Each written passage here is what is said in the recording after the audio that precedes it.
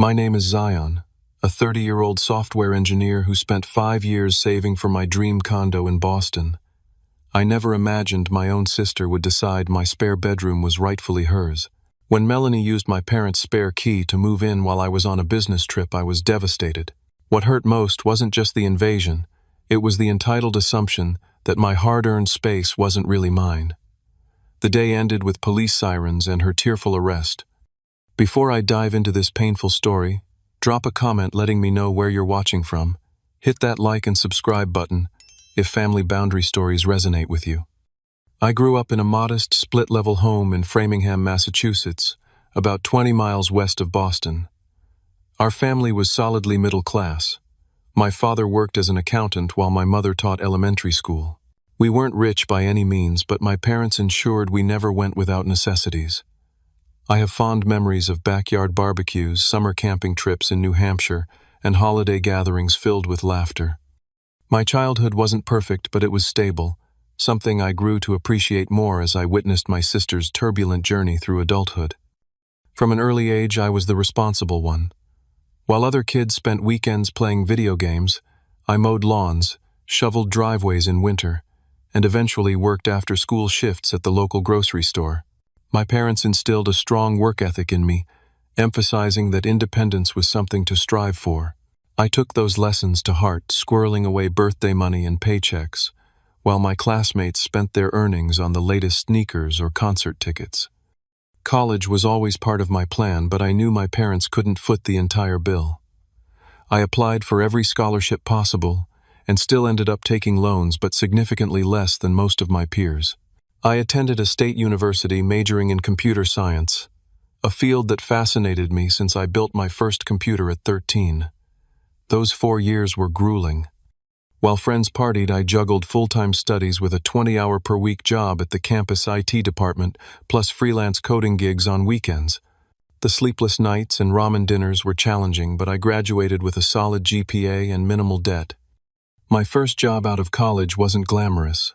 A junior developer position at a struggling startup where the pay barely covered rent for my tiny apartment, shared with 2 roommates. The company folded after 18 months, but the experience taught me invaluable lessons about resilience and adaptation.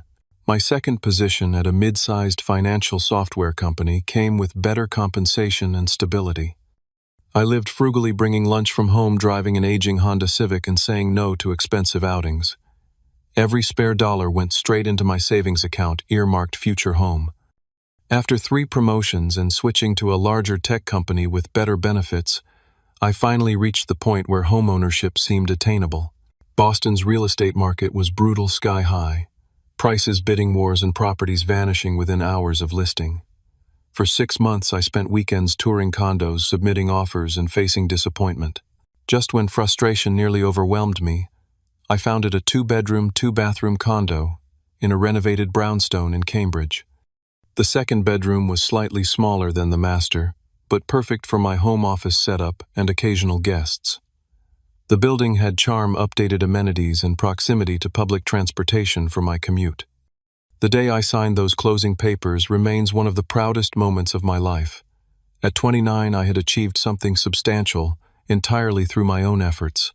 No parental down payment assistance, no inheritance, no shortcuts, just years of disciplined saving and career advancement. Those first nights in my very own space felt surreal. I'd walk from room to room, marveling that everything from the hardwood floors to the quartz countertops belonged to me.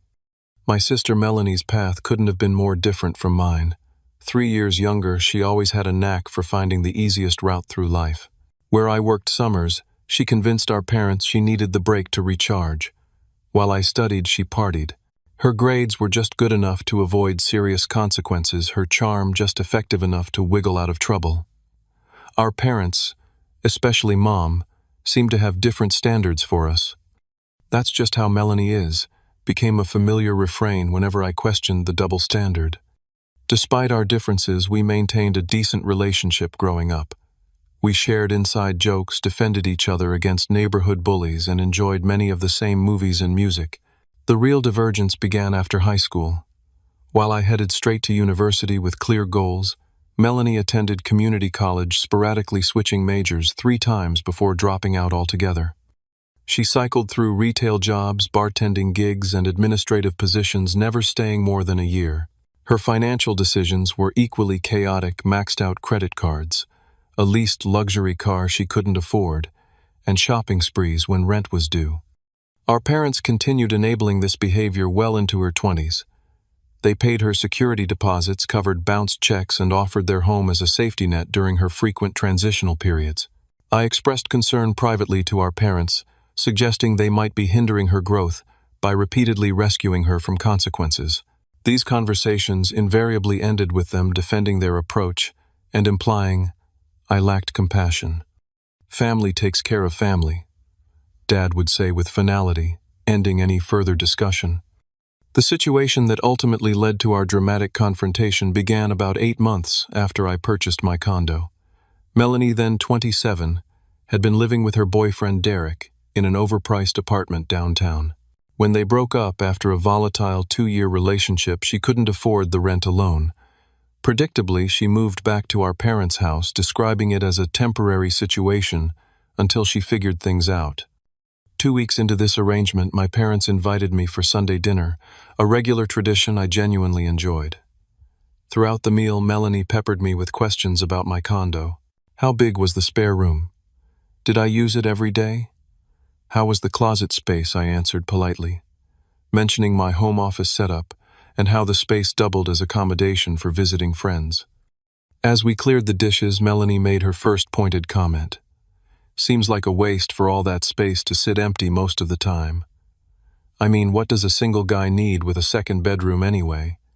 I laughed it off, but something in her tone made me uneasy. That night, as I drove home, her words echoed in my mind, the first subtle warning of the storm that would soon upend my life. The following Sunday dinner at my parents' house took an uncomfortable turn. As we sat around the oak dining table that had hosted family meals for over 20 years, Melanie cleared her throat theatrically. "So I've been thinking about my living situation," she announced, twirling spaghetti around her fork. "Living with Mom and Dad is obviously not ideal long-term." My father nodded sympathetically while my mother reached over to squeeze Melanie's hand. "You know you can stay as long as you need, sweetheart," Mom assured her. Melanie smiled before turning her gaze directly to me. "Actually, I was thinking about Zion's spare bedroom. It would be perfect for me, close to downtown near the boutiques where I'm applying for management positions. And let's be honest, he's just using it as a glorified computer room." The table fell silent. I carefully placed my fork down, trying to maintain composure. "I appreciate the thought, Melanie, but that's not going to work. I need that space for my home office. I work from home at least 2 days a week, and I often have projects that require a dedicated workspace." "You could move your computer desk to the living room," she countered immediately. "Lots of people do that. It's not like you're entertaining guests every night." "That's not the point," I replied, feeling my patience thinning. "It's my home set up the way I need it to be. Plus, I have colleagues and clients on video calls regularly. I need privacy and a professional background." My father cleared his throat. "Zion, it wouldn't hurt to consider it. Family helps family. It would just be until Melanie gets back on her feet." I felt ambushed. "Dad, I love you all, but this isn't about not wanting to help. That condo is my personal space that I worked incredibly hard for. Melanie needs to find her own place just like I did." "Oh, so you're better than me now," Melanie snapped, tears welling in her eyes, tears I'd seen deployed strategically countless times before. "Must be nice to be so successful and selfish." "That's enough," Mom interjected, though her stern look was directed at me rather than Melanie. "Nobody's making any decisions tonight. Let's just enjoy dinner." The remainder of the evening was tense conversation, stilted. As I prepared to leave, my mother pulled me aside. "Would it really be so terrible to help your sister? That apartment means more to her future than it does to your comfort." Her words stung. My own mother couldn't see that this wasn't about comfort, it was about boundaries and respect for the life I'd built. "I love you, Mom. I'll call tomorrow," was all I could manage before driving home in frustrated silence. Over the next 3 weeks, Melanie's hints transformed into outright requests. Text messages arrived daily. "Found the perfect bed frame for when I move in," or "which closet would be mine?" Each time I responded firmly but politely that living together wasn't an option. Each time she acted as if my refusal was merely a negotiating position rather than a final answer. The situation escalated on a Tuesday evening when I returned from work to find Melanie sitting on my couch scrolling through her phone as if she lived there. I froze in the doorway, keys still in hand. "How did you get in here?" I demanded, heart racing. She looked up casually. "Mom and Dad had your spare key. I wanted to measure the bedroom for my furniture." She gestured toward a measuring tape on the coffee table beside a notebook with scribbled dimensions. "You can't just enter my home without permission," I said, struggling to keep my voice level. "That key is for emergencies only." Melanie rolled her eyes. "Don't be so dramatic. We're family. Besides, I brought dinner." She pointed to paper bags on the kitchen counter, emblazoned with my favorite Thai restaurant's logo, a transparent attempt to soften the violation. That evening, we had a 3-hour conversation about boundaries. I explained in painstaking detail why her behavior was inappropriate, why cohabitation wouldn't work for either of us, and why she needed to focus on building her own independence. She alternated between defensive anger, tearful pleas, and grudging acknowledgement. By the time she left, I thought we'd reached an understanding. The next morning, I called my parents and respectfully requested the return of all spare keys to my condo. My mother sounded hurt, my father disappointed, but I stood firm. That weekend, I installed a smart doorbell camera that sent alerts to my phone whenever someone approached my door. The fact that I felt compelled to take such measures against my own family saddened me deeply, but seemed necessary given recent events. The following weeks brought an onslaught of guilt-tripping. Melanie sent daily texts describing how uncomfortable the pull-out couch in our parents' home office was, how her job search was hampered by the long commute from suburbia, how sharing a bathroom with our father was literally hell. My parents began calling more frequently, casually mentioning how challenging it was, having Melanie back home comments clearly designed to make me reconsider my position. The pressure expanded beyond my immediate family. Aunt Susan called to remind me how Melanie had always looked up to her big brother. Cousin Patrick messaged, suggesting I should step up for family. Even my grandmother, during our monthly phone call, mentioned how in her day siblings stuck together through thick and thin. The coordinated guilt campaign was as transparent as it was effective. I began losing sleep, my concentration at work suffered, and anxiety became my constant companion. Just when I thought the situation couldn't get more intrusive, I received a disturbing call from my neighbor Trevor. "Hey man, just wanted to check if you're letting your sister move in. She was showing some people around your place earlier today." My blood ran cold. "What do you mean showing people around?" "Yeah, she had 2 women with her. I heard her talking about splitting utilities 3 ways. I figured maybe you were getting roommates." After thanking Trevor and ending the call, I sat in stunned silence. Melanie had somehow gained access to my condo again and was actually touring potential roommates through my home while I was at work. The violation felt like a physical blow. I immediately texted Melanie, "We need to talk. Now." Her response came an hour later. "About what?" "About you showing strangers through my condo today without my knowledge or permission." 3 dots appeared and disappeared several times before her reply. Trevor needs to mind his own business. No denial, no apology, just annoyance at being caught. Something inside me hardened as I realized just how little respect she had for me, my home, and my boundaries. That evening, I waited in my living room, a tight knot of anger lodged in my chest. When Melanie finally arrived, she sauntered in with the casual confidence of someone who believed herself immune to consequences. "How did you get in?" I demanded immediately. She shrugged, dropping her purse on my coffee table. "I had another key made before returning Mom and Dad's." The casual admission of her deliberate deception left me momentarily speechless. When I found my voice, it emerged with a cold steadiness that surprised even me. "What you did today crosses every reasonable boundary. You made an unauthorized copy of my key. You entered my home without permission. You brought complete strangers into my personal space. You presented my property as available for rent.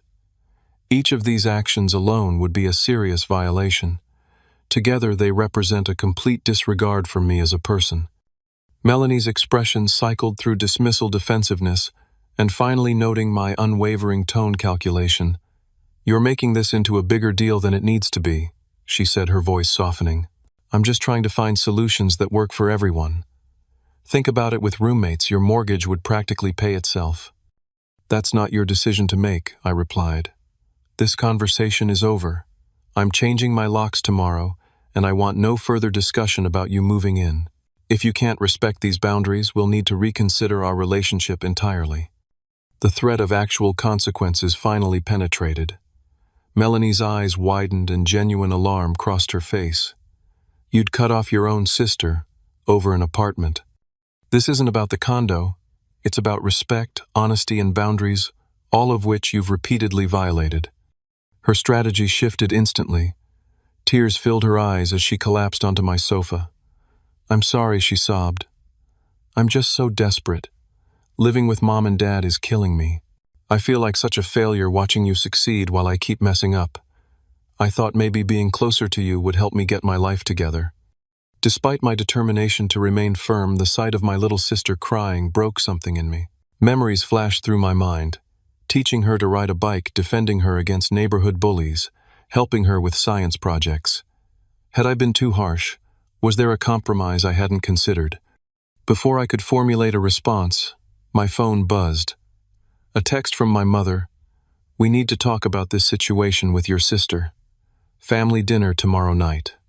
Non-negotiable." I showed Melanie the message. She nodded, wiping her tears. "They're really worried about me," she said quietly. "Dad thinks I'm heading for another depression like in college."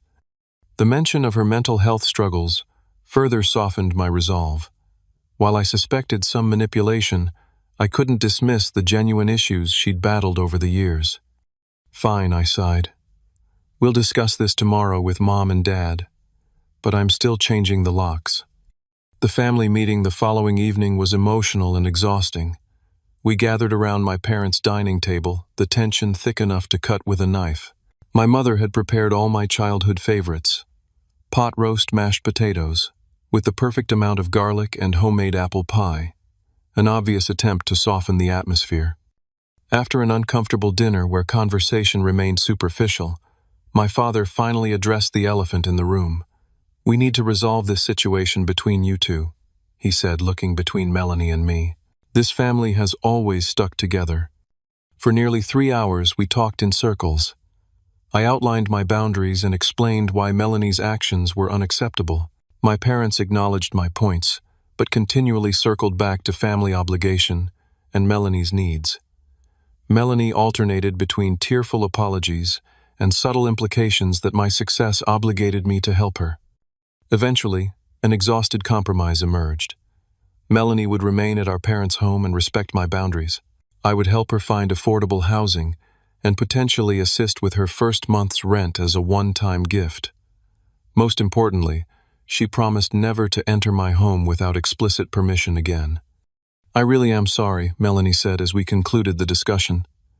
"I got carried away. It won't happen again." Looking into her eyes, the same hazel eyes that had looked up to me throughout childhood, I wanted desperately to believe her. "I accept your apology," I said. "Let's move forward." As we hugged goodbye, I felt a tentative relief. Perhaps this painful episode would ultimately strengthen our relationship through clearer boundaries and better communication. The next few weeks seemed to validate my optimism. Melanie texted less frequently, and when she did, the messages focused on legitimate apartment listings she'd found or questions about budgeting.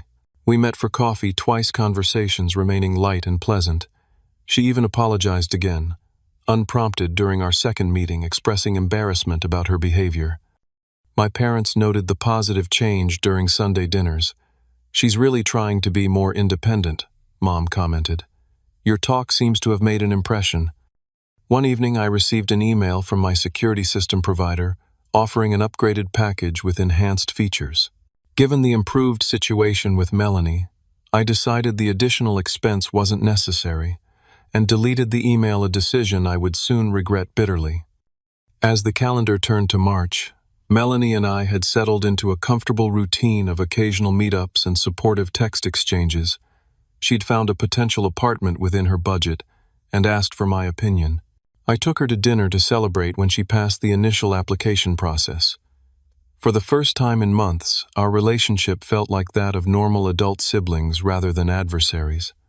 When my boss announced I would need to attend an important client meeting in Seattle, a 3-day trip requiring immediate attention, I felt none of the anxiety that would have plagued me during the height of the tension with Melanie.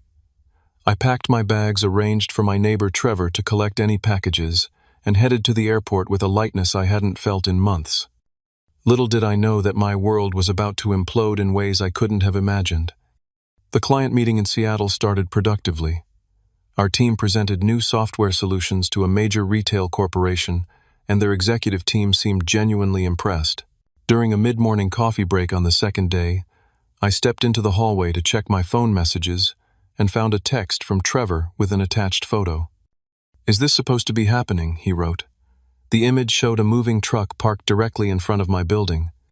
My stomach dropped as I enlarged the photo.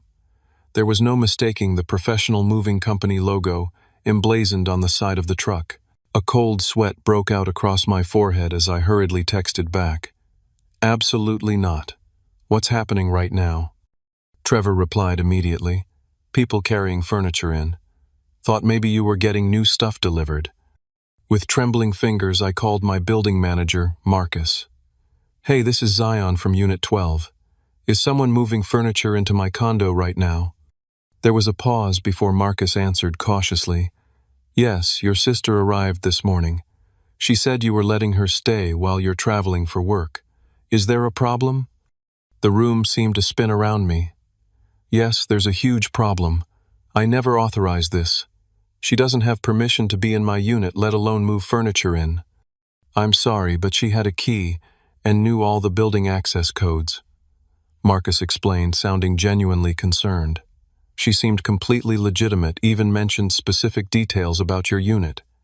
Please don't allow any more furniture to be brought in," I instructed, struggling to keep my voice level despite the panic rising in my chest.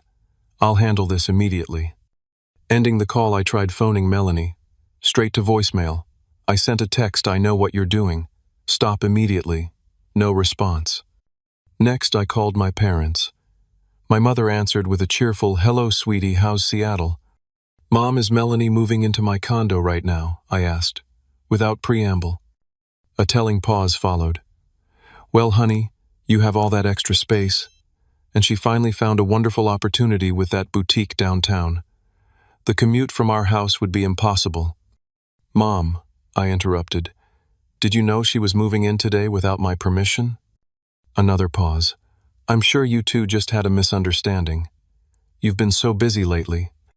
I cut her off again. "This isn't a misunderstanding.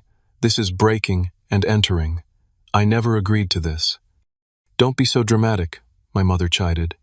"She's your sister, not some criminal. Family helps family." Realizing I would get nowhere with my mother, I ended the call and immediately checked my flight options.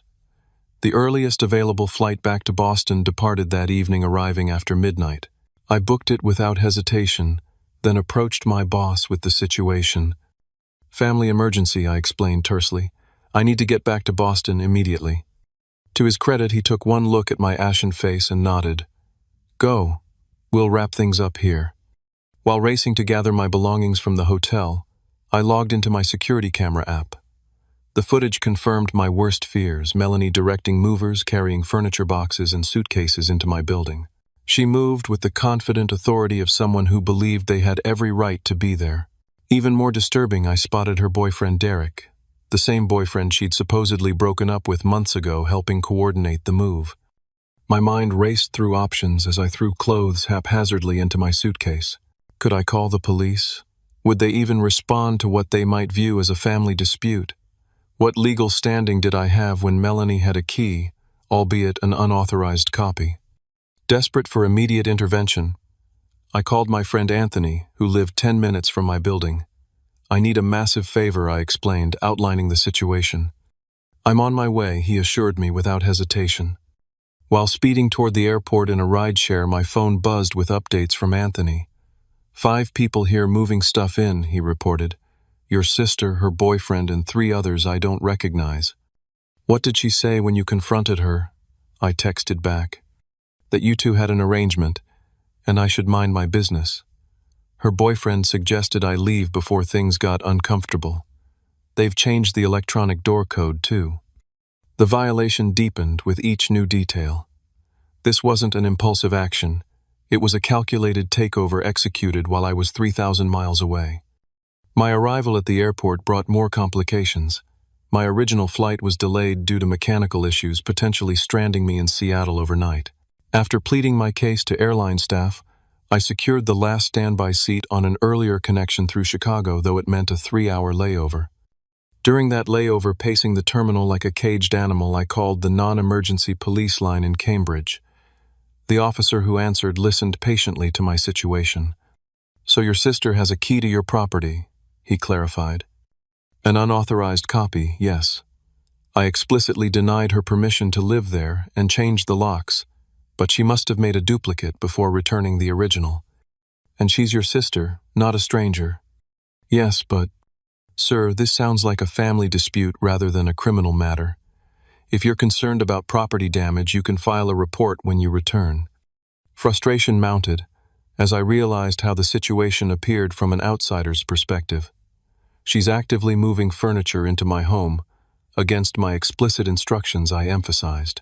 She's changed access codes and has people I don't know in my private residence touching my possessions. The officer's tone softened slightly. "I understand your concern. We can send someone to check the situation, but without evidence of forced entry or immediate danger, our options are limited. Do you have documentation proving sole ownership?" "Yes, I'm the only name on the deed and mortgage." "That helps. When will you be back in town?" "After midnight if all goes well with connections. Call us when you arrive. We can meet you at the property to help mediate." It wasn't the immediate action I'd hoped for, but at least offered some framework for resolution. Throughout the Chicago layover and subsequent flight to Boston, my mind cycled through scenarios ranging from reasonable confrontation to worst-case outcomes. The emotional devastation cut deeper than the practical concerns. My sister, my own blood, had methodically planned to overtake my home while ensuring I was far away and unable to stop her. Text updates from Anthony continued, each more concerning than the last. Melanie had arranged for utility services to be transferred to her name. She'd introduced herself to neighbors as the new resident. She'd even hung artwork on my walls after removing my own framed photographs. As the plane finally touched down in Boston, shortly after 1 a.m, a hollow feeling settled in my chest. Beyond anger or anxiety lay a profound sadness. The realization that the sister I thought I knew had revealed herself capable of extraordinary betrayal. The bond of trust between us, already strained, now lay utterly shattered among the moving boxes she'd brought into my home.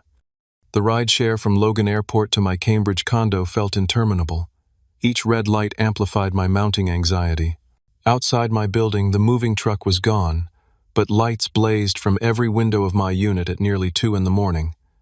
Anthony waited in his car across the street, emerging as I approached. "It's been wild, man," he said, his expression grim. "They've been going non-stop since this morning. I tried to reason with your sister again about an hour ago, but her boyfriend threatened to handle me if I didn't back off." I nodded, squeezing his shoulder gratefully. "Thanks for being here. I can take it from here." "No way," Anthony insisted. "I'm staying until this is resolved. You don't know what you're walking into." The police cruiser I'd requested pulled up moments later. 2 officers emerged, a middle-aged man with salt and pepper hair and a younger woman with a no-nonsense demeanor. "Mr. Harris," the male officer asked, extending his hand. "Officer Brennan, this is Officer Chen. We understand you're having a property dispute." I explained the situation, concisely providing my driver's license and property documents I'd fortunately packed before my trip. Officer Chen reviewed them carefully, while Brennan asked clarifying questions about Melanie's history with the property. "All right," Brennan finally said. "Let's approach this calmly. We'll accompany you inside to assess the situation and facilitate a conversation. Our goal is peaceful resolution." With the officers flanking me and Anthony hanging back, I used my key in the building's main entrance. The elevator ride to the 4th floor was silent tension, thickening with each ascending floor. Outside my unit, I took a deep breath and knocked firmly despite having my own key. This was my home, but something about the situation demanded the formality. After several moments, the door swung open to reveal Derek, 6'2" of tattooed hostility. His eyes narrowed at the sight of the officers. "What's this about?" he demanded, blocking the doorway. Officer Brennan stepped forward. "Sir, we need to speak with everyone inside this residence. Please step aside." Derek hesitated clearly, calculating his options before reluctantly backing into the entryway. The scene that greeted me as I stepped inside my own condo was surreal, like entering an alternate reality where my life had been erased and replaced. My carefully curated furniture had been pushed against walls or relocated entirely. A garish floral couch I didn't recognize dominated the living room.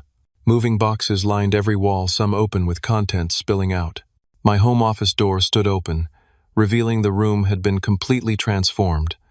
My desk and computer equipment stacked haphazardly in one corner, replaced by a queen-sized bed with hot pink bedding.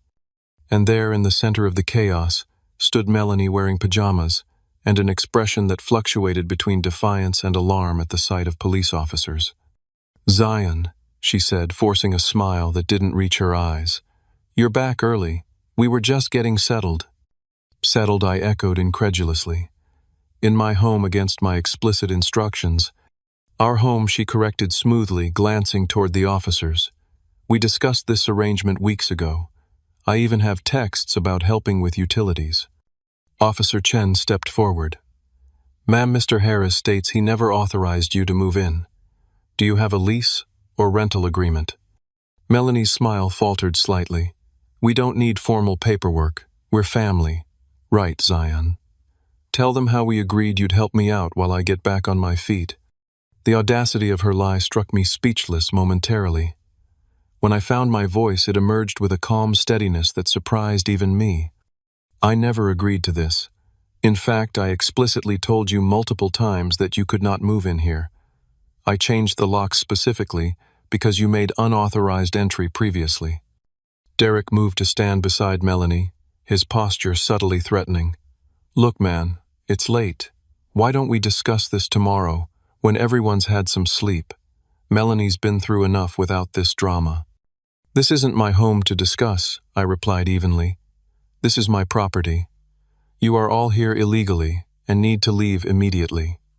Melanie's demeanor shifted instantly, tears welling in her eyes, her go-to tactic when confronted. "I can't believe you're doing this to me, after everything we've been through as siblings. Where am I supposed to go at 2 in the morning?" "The same place you were living yesterday," I answered. "This was a calculated move you made, knowing I was out of town." Officer Brennan intervened. "Ma'am, I need to see identification from everyone present." He turned to me. "Mr. Harris, do you have documentation proving ownership?" I retrieved the folder containing my deed and mortgage papers, which Officer Chen examined carefully. Meanwhile, 3 other people emerged from different rooms, 2 women, who appeared to be in their mid-20s, and a man slightly older, all looking uncomfortable with the police presence. "These are my roommates," Melanie explained hurriedly. "They've already paid me security deposits." The revelation that she'd collected money under false pretenses added another disturbing layer to the situation. I looked at the strangers now awkwardly hovering near the kitchen. "I'm sorry, but she had no authority to rent rooms here. This is a single-family residence that I own solely." Officer Chen finished reviewing my documentation. "The property is legally registered to Zion Harris alone," she confirmed to her partner. Turning to Melanie, she continued, "Ma'am, without written permission from the owner, you have no legal right to occupy this residence. You and your guests need to gather essential overnight items and vacate the premises." "This is ridiculous," Melanie shouted, her friendly facade crumbling entirely. "He doesn't need all this space. He's just being selfish because he can." "Tell them, Derek. Tell them how Zion always gets everything while I struggle for scraps." Derek stepped forward aggressively. "You heard her. We're not going anywhere tonight. You can't throw people out on the street." Officer Brennan positioned himself between us. "Sir, step back. This isn't a negotiation. The legal owner has denied you permission to be here." "I have rights." Melanie screamed, mascara streaking down her flushed face. "I've established residency. I get mail here. You've been here less than 24 hours, Officer Chen countered calmly. That does not constitute established tenancy under Massachusetts law. What happened next unfolded with shocking speed. Melanie lunged toward my bedroom, shouting that she needed to get proof of our arrangement. Officer Chen followed, while Brennan maintained position between Derek and me. Anthony stepped closer to me, clearly concerned about the escalating tension. Moments later, sounds of a struggle emerged from my bedroom. Officer Chen's voice rose. "Ma'am, put that down. Step away from the safe." I rushed toward my bedroom to find Melanie attempting to pry open my small fireproof safe with a letter opener. Officer Chen had her hand on her holster but hadn't drawn her weapon. "She's trying to steal my financial documents," I explained, surveying the room in horror. Drawers hung open, their contents scattered across the floor. My closet doors gaped wide, clothing pulled from hangers. "I'm not stealing anything," Melanie shouted. "I'm looking for the agreement we made." "An agreement that doesn't exist," I corrected. Officer Chen firmly gripped Melanie's arm. "Ma'am, you need to come with me now and gather only essential overnight items. You are being instructed to vacate the premises." "Get your hands off me," Melanie screamed, wrenching away with such force that she knocked Officer Chen backward into my nightstand. Everything escalated in an instant. Officer Brennan rushed in at the commotion. Derek followed, shoving past Anthony and me in the doorway. When Brennan moved to restrain, Melanie Derek grabbed the officer's shoulder and yanked him backward.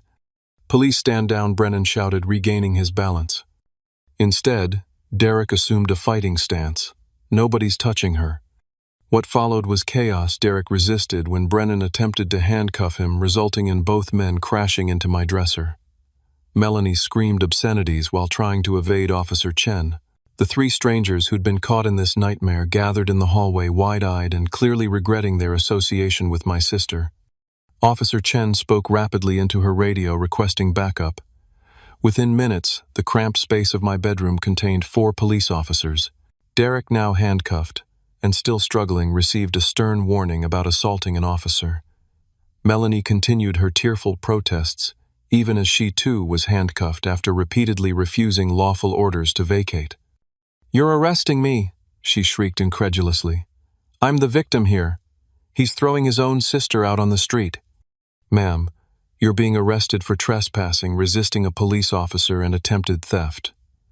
Officer Chen explained with remarkable composure. "You have the right to remain silent."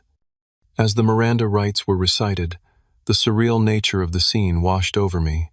My own sister being arrested in my bedroom, the sanctuary of my home violated not just by unwanted occupants, but now by the necessary intervention of law enforcement. The situation deteriorated further when my parents arrived, summoned by a hysterical phone call Melanie had apparently made earlier when Anthony first confronted her. They burst into the condo as Melanie and Derek were being escorted out in handcuffs. "What have you done?" my mother cried, rushing toward me with an expression of utter betrayal. "Your own sister." My father's face was thunderous. "You called the police on family. Have you lost your mind, Zion?" "I didn't call them on family," I responded, my voice hoarse with emotion. "I called them on trespassers who broke into my home, changed my locks, and refused to leave when instructed." "She's your sister," my mother repeated, as if this relationship negated all laws of property and personal boundaries. Officer Brennan intervened. "Sir, ma'am, your daughter illegally entered this residence and refused lawful orders to leave. Additionally, her companion assaulted an officer. These are serious offenses." My parents followed the officers out, my mother in tears, my father delivering a parting shot. "This isn't over, Zion. Family doesn't do this to family." Left alone with Anthony and the 3 strangers who'd been unwittingly drawn into this disaster, I surveyed the wreckage of my home. Furniture, displaced possessions, scattered walls damaged from moving large items through narrow doorways. But the physical disarray paled compared to the emotional devastation. "What happens now?" asked one of the women, tentatively clutching an overnight bag. I sighed deeply. "You should contact Melanie about any deposits you paid her. I'm sorry you were misled, but you can't stay here." After they departed, Anthony helped me secure the door with my original keys. "You okay, man?" he asked, concern etched on his face. I wasn't okay. I wasn't anywhere near okay. But as I stood in the wreckage of my violated home, the full impact hadn't yet registered. "I will be," I replied, knowing it would be a long time before those words held any truth. The night after Melanie's arrest ranks among the longest of my life. Despite bone-deep exhaustion from travel and emotional trauma, sleep proved elusive. I wandered through my disrupted home like a ghost cataloging damages and displacements. The physical disorder, furniture shifted, walls, scuffed pictures rehung, felt like a visual manifestation of my shattered sense of security. My phone buzzed relentlessly. My parents alternated between guilt-inducing texts, "How could you do this to your own blood?" and angry voicemails demanding I drop charges immediately. Extended family members, having received a carefully edited version of events from my mother, sent messages expressing disappointment in my cruelty. Only my cousin Ethan, always the family truth-teller, called to ask for my side of the story before forming judgment. Around 4 in the morning, I silenced my phone completely. Sitting in the darkness of my living room, surrounded by the evidence of Melanie's violation, I finally allowed myself to weep, not just for the immediate crisis, but for the family relationships that would never be the same again. Morning arrived with harsh clarity and practical concerns. I called a locksmith who arrived promptly to change every lock and reset all electronic access codes. The building manager, Marcus, expressed shock at the previous night's events and assured me the security footage would be preserved if needed for legal proceedings.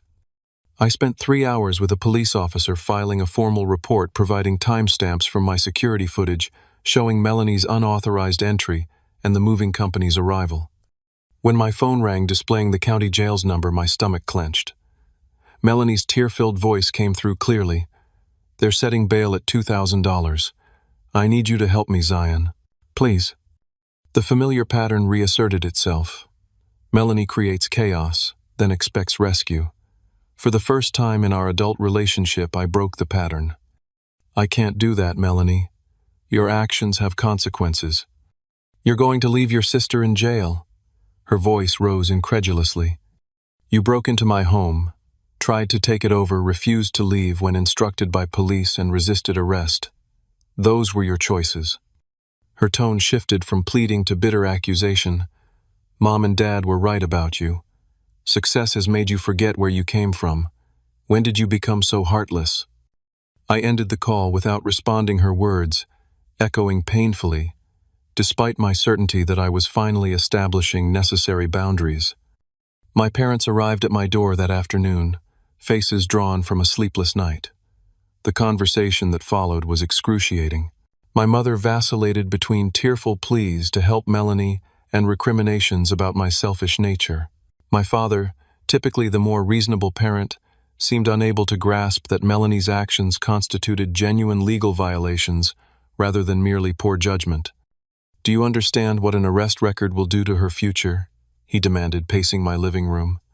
"Do you understand what she did?" I countered. "She made an unauthorized copy of my key. She moved furniture into my home without permission while I was 3,000 miles away.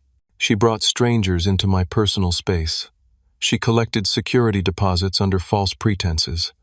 When confronted by police, she refused lawful orders and resisted arrest. These aren't minor indiscretions, Dad. These are serious violations with legal consequences." "She's your sister," my mother repeated for perhaps the dozenth time, as if this relationship nullified all other considerations. "Being my sister doesn't give her the right to take what isn't hers," I replied.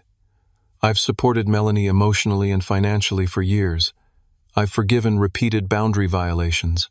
But this crossed a line that can't be uncrossed." They left without resolution, my father's parting words landing like a physical blow. "I never thought I'd be ashamed of you, Zion. Today I am."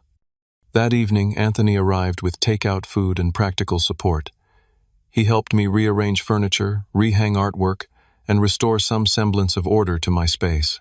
His presence provided a powerful contrast to my family's reaction. Here was someone who understood boundaries and respected mine without question. "You know you're doing the right thing, right?" he asked as we collapsed onto the couch after hours of cleanup. "This isn't about being unforgiving. It's about basic respect for your home and property." His validation meant more than he could know. My family doesn't see it that way. They're too close to the situation, he observed. They've been enabling Melanie for so long they can't see how inappropriate her behavior is. Sometimes the kindest thing is setting firm boundaries even when it hurts. The following day brought practical concerns. I met with a lawyer who specialized in restraining orders outlining Melanie's escalating pattern of boundary violations. He advised documenting everything and proceeding with a temporary order that could be extended if necessary. The process felt extreme when applied to my own sister, but the previous day's events had demonstrated the necessity of legal protection. I took 3 days off work, unable to focus amid the ongoing family drama and practical aftermath. Each day brought new discoveries of Melanie's violations. Mail had been opened, personal documents examined, even my computer showed signs of access attempts. Most disturbingly, I found evidence she had photographed my financial statements and passport, raising immediate concerns about potential identity theft. My lawyer advised a complete security audit. I spent a day changing every password, placing fraud alerts on my credit reports, and securing all financial accounts with additional verification measures. The process was exhausting but necessary given Melanie's demonstrated willingness to cross boundaries. Sleep remained elusive. Nightmares plagued me when exhaustion finally overcame anxiety dreams where I returned home to find strangers living in every room claiming pieces of my life while I stood helplessly in the doorway. I began therapy, recognizing that professional help was necessary to process the profound family trauma unfolding around me. A week after the arrest, I received a call from a number I didn't recognize. It was Derek, his voice subdued compared to our last interaction. "Look, man, I'm calling to apologize," he began awkwardly. "I was out of line, way out of line." His unexpected contrition caught me off guard. "Why are you calling me Derek?" "Because I'm taking a plea deal," he explained. "Disorderly conduct instead of assaulting an officer. My lawyer says I got lucky because the officer wasn't injured, but part of my deal is making amends." "And Melanie," I couldn't help asking. He hesitated. "We're taking some space. Look, she told me you guys had an arrangement. Said you were cool with us moving in temporarily. I wouldn't have gone along with it otherwise." The revelation wasn't surprising, but still stung confirmation that Melanie had deliberately manipulated multiple people in her scheme. "I appreciate the apology," I said finally, "but I need time before considering any form of reconciliation with either of you." My parents continued their campaign of pressure and guilt, though the intensity gradually decreased as days passed. My mother's texts evolved from outright accusation to subtle manipulation. "Melanie's so depressed she's barely eating," or "We're struggling to afford her lawyer." I maintained my position with a simple response: "I'm sorry you're going through this." 2 weeks after the incident, I attended court for the restraining order hearing. Seeing Melanie across the courtroom, pale, disheveled, flanked by a public defender, triggered a complex wave of emotions: anger at her actions, sadness for our fractured relationship, guilt for my role in her current circumstances. When the judge granted a 6-month order prohibiting her from approaching my home or workplace, her expression of betrayed disbelief nearly broke my resolve. The following Sunday, I declined dinner at my parents' home for the first time in years, unwilling to subject myself to further recrimination. Instead, I accepted an invitation from friends for a hiking trip in the White Mountains, 6 hours of physical exertion and natural beauty that provided the first genuine relief I'd felt since the ordeal began. Gradually, painfully, a new normal emerged. I maintained minimal contact with my parents, brief conversations focused on neutral topics. Extended family members either respected my boundaries or found themselves gently but firmly distanced from my life. Friends like Anthony provided the support and understanding my biological family currently couldn't offer. My condo, once a sanctuary, required reclaiming through intentional actions. I rearranged furniture to eliminate the memory of how Melanie had positioned things. I repainted walls, selected new artwork, and eventually replaced the desk in my home office, the previous one, carrying too many associations with the violation. Each change represented a small step toward reclaiming my space as truly mine again. Therapy provided crucial tools for processing the complex grief of family estrangement without surrendering my hard-won boundaries. Family relationships aren't unconditional, my therapist emphasized during one particularly difficult session. Healthy love includes respect for autonomy and property. You haven't abandoned your sister. You've simply required that she respect you as an individual with rights. Those words became a mantra during moments of doubt, a reminder that establishing boundaries wasn't selfish, but necessary for authentic relationship. As spring turned to summer, I received notification that Melanie had accepted a plea deal, probation, and community service rather than jail time. The news brought relief rather than vindication. Despite everything, I didn't want her future permanently damaged by a felony record. Yet I remained firm in my conviction that natural consequences were necessary for genuine growth. One warm evening in July, sitting on my balcony watching sunset paint Cambridge in golden light, I realized something had shifted within me. The raw wound of betrayal had begun to scab over, not through forgiveness exactly, but through acceptance. My sister had made choices that revealed fundamental aspects of her character. My parents had demonstrated the limitations of their understanding. These painful truths, once acknowledged, lost some of their power to wound. As I sipped my coffee and watched darkness gradually claim the sky, I understood that the path forward would be neither simple reconciliation nor permanent estrangement, but something more nuanced, a carefully constructed relationship built on new foundations of honesty, boundaries, and consequences. 6 months after that chaotic night, when police escorted my sister from my home, I sat in the same spot where I'd once wept in darkness, now illuminated by morning sunlight streaming through newly hung curtains. The physical space had been reclaimed and transformed. The emotional landscape, too, had shifted in ways both painful and necessary. Therapy provided the framework for my healing journey. Weekly sessions helped me navigate the complex terrain of family estrangement without drowning in guilt. My therapist, Dr. Rebecca Sullivan, specialized in family trauma and boundary issues. Her guidance proved invaluable as I learned to distinguish between genuine familial obligation and the unhealthy expectations that had characterized our dynamics for years. Family relationships aren't static, she explained during one breakthrough session. They evolve as we grow into our authentic selves. Sometimes that evolution requires painful recalibration. The legal consequences of Melanie's actions unfolded with merciful moderation. Her public defender negotiated a plea agreement, resulting in 18 months of probation, 50 hours of community service, and mandatory financial counseling. The charges of resisting arrest were reduced in exchange for her guilty plea to trespassing and attempted theft.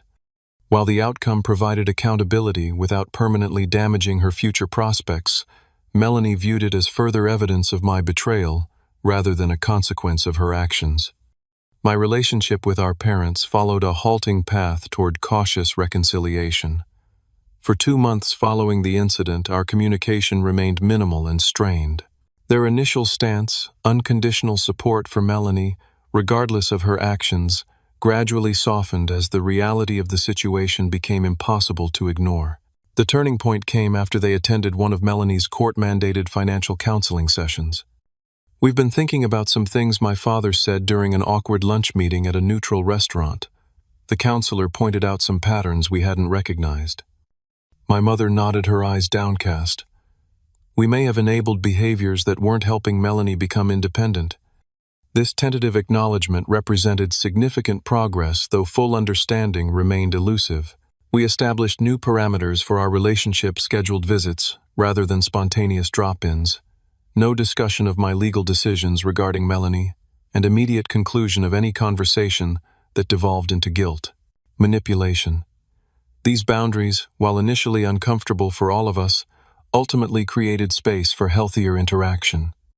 Melanie herself remained beyond the reach of reconciliation. The restraining order expired without renewal, but I maintained no contact through personal choice, rather than legal mandate. Through family updates, I learned she had moved to Springfield, secured stable employment at a department store, and begun dating someone new. These positive developments brought genuine relief.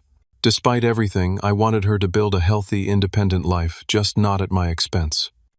My home underwent deliberate transformation. The spare bedroom that had sparked so much conflict was completely redesigned, no longer just a home office, but a multi-purpose space reflecting my evolving interests. New bookshelves housed my expanding collection of photography books. A comfortable reading chair occupied the corner where Melanie had attempted to place her bed. The walls, once beige, now featured a calming shade of blue that psychologically represented new beginnings. More significant than these physical changes were the new rules governing my space. No family member received keys regardless of relationship. Visits occurred by invitation, only scheduled in advance rather than spontaneous. My building manager implemented a strict protocol requiring my explicit authorization before allowing anyone access to my unit. These measures weren't about paranoia, but about establishing clear boundaries that reflected the sanctity of personal space. The circle of people I considered family expanded beyond blood relations. Anthony, whose unwavering support during the crisis demonstrated true friendship, became a regular presence in my life. My cousin Ethan, who had sought my perspective before judgment, strengthened our connection through regular conversations and visits. Colleagues evolved into friends who shared holiday meals and celebrated milestones. These chosen connections based on mutual respect, rather than obligation, provided a model for what healthy relationships could be. My professional life, temporarily disrupted by the crisis, eventually benefited from the personal growth it catalyzed. The experience of standing firm amid intense pressure translated into greater confidence in business negotiations. The necessity of establishing clear boundaries improved my management style. Even the painful conversations with family developed communication skills, applicable in difficult workplace situations. What had begun as trauma gradually revealed unexpected gifts. Slowly, I reconnected with extended family members who had initially sided with Melanie based on incomplete information. My grandmother, once among my harshest critics, called one autumn evening with a simple message, "I was wrong, Zion." I didn't understand what really happened. These reconciliations occurred organically without pressure or expectation, each representing a small healing of the broader family fabric. Perhaps the most profound transformation occurred in my understanding of home. Before Melanie's violation, my condo represented achievement, tangible proof of professional success and financial discipline. After the crisis, it embodied something more fundamental, the physical manifestation of personal autonomy. Every carefully chosen piece of furniture, every framed photograph, every book on my shelves represented choices that were mine alone. This space, so nearly stolen, had become sacred not for its monetary value but for the boundaries it represented. On the one-year anniversary of the incident, I hosted a small dinner party, something I would have found unimaginable in the immediate aftermath when my home felt irreparably violated. Friends gathered around my dining table conversation and laughter-filling rooms once haunted by conflict. As I served dessert, Anthony raised his glass in an impromptu toast. "To boundaries," he said simply. The words resonated deeply as glasses clinked. The past year had taught me that boundaries weren't selfish barriers but the necessary foundation for authentic connection. By clearly defining what was and wasn't acceptable, I had created the possibility for relationships based on mutual respect rather than obligation or manipulation. That night, after guests departed, I stood on my balcony gazing at the Cambridge skyline. The pain hadn't disappeared entirely. Family estrangement leaves scars that never fully fade. But alongside that pain existed a profound peace born of self-respect and clear boundaries. I had discovered that saying no to violation opened the possibility of saying yes to genuine connection.